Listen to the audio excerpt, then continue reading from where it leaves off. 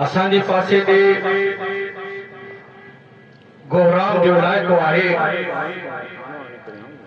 उते हिकिड़ो बुजुर्ग थी गुज़रियो हज़रत जमालुद्दीन अजमल साईं नक्शबंदी ससुर तमाम प्यारी शख्सियत। हाणे साईं जो 13हों उर्स मुबारक आहे। वो पंहिंजी किताब में लिखे थो त मुंहिंजो भाउ साईं ॾिनो वॾी मोहब्बत प्यार सां सलात सगोरी पढ़ंदो एॾी त सलात पढ़ंदो एतिरी त सलात पढ़ंदो जो हिकिड़े ॾींहुं सलात सगोरी पढ़ंदे पढ़ंदे निंड अची वियसि भाग खुली वियसि अल्लाह जे हबीब जो दीदार खोड़ो फकीर उनके मौके मिली अर्ज करण जो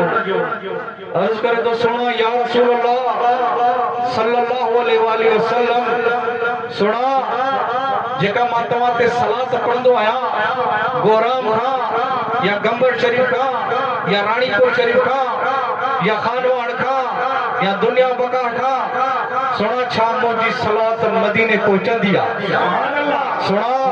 छा मुंहिंजी सलात गुंबद खिज़रा ताईं ईंदी आहे छा सुना मुंहिंजे सलात जो तव्हां जवाब ॾींदा आहियो तव्हां ॿुधंदा आहियो। अल्लाह जे हबीब फरमायो मुस्कुरायो फलाणा खोड़ा फ़कीर तुंहिंजे पाड़े में हिकिड़ी पुराणी औरत थी रहे जेका फालेज जे करे ज़ुबान बोथलाए नथी सघे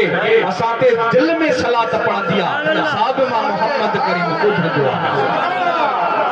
तॾहिं चवंदा सलात दुआ भी आहे दवा भी आहे शिफा भी आहे बरकत भी आहे रहमत सभु कुझु सलात रखंदा।